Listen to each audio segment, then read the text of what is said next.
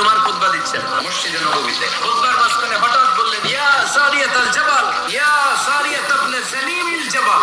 এই কথা বলেই আবার খুতবা দিতে শুরু করলেন। ওনার এই ইয়া সারিয়াত ইবনে সানিমিল জাবালের সাথে আগের কথারও কোনো মিল নাই, পরের কথারও কোনো মিল নাই। জুমার নামাজের পর মুসল্লি সাহাবারা ধরলেন, বললেন, ইয়া আমিরাল মুমিনিন। খুতবার মাঝখানে হঠাৎ করে ইয়া সারিয়াত ইবনে সানিমিল জাবাল বলে আপনি চিৎকার করলেন কেন? আপনার এই বাক্যের সাথে আপনার খুতবার আগের বাক্যের কোনো মিল নাই, আপনার খুতবার পরের বাক্যের কোনো মিল নাই। এই কথা আপনি কারে বললেন, কারে উদ্দেশ্য করে বললেন? এই কথার তাৎপর্য কি আমাদেরকে বুঝিয়ে বলে।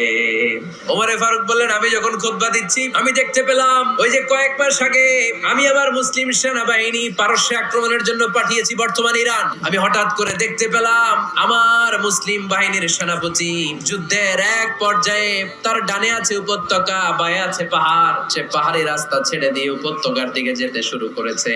আমি দেখতে পেলাম আমার মুসলিম বাহিনী যদি উপত্যকার দিকে ছুটে বেড়ায়, কাফির মুশরিকরা আমার মুসলিম বাহিনীকে কচুকাটা করে ফেলবে। তাই আমি এখান থেকে তাদেরকে কমান্ড দিয়ে বলেছি, ইয়া সারিয়াতাল জাবাল, উপত্যকার দিকে নয় পাহাড়ের দিকে যাও, তাহলেই তোমাদের বিজয় নিশ্চিত হয়ে যাবে। সাহাবারা অবাক, ঘটনা কি? মসজিদে নববীর মিম্বারে দাঁড়িয়ে উনি যদি ইয়া সারিয়াতাল জাবাল বলে, এটা কি ইরানে যাবে নাকি? বিশ্বাসী সাহাবারা বিশ্বাস করে নিল। কিছু মুনাফিক ছিল, এরা কয় না এটা তো সম্ভব না, এক কাজ করি, এই সেনাপতি যখন বিজয়ী বেশে মদিনায় ফিরে আসবে আর আমরা ধরবো। এই মুনাফিকের দলগুলো কখনো সেনাবাহিনীকে অভ্যর্থনা জানাতে যেত না, কিন্তু এইবার সবার আগে মদিনার উপকণ্ঠে যে সেনাপতিদেরকে অভ্যর্থনা জানানোর জন্য ফুল নিয়ে রেডি। সেনাপতি ঢুকার সাথে সাথে ধরছে, এই সেনাপতি কোত্থেকে আসছে? কয় পারস্য জয় করে আসছে।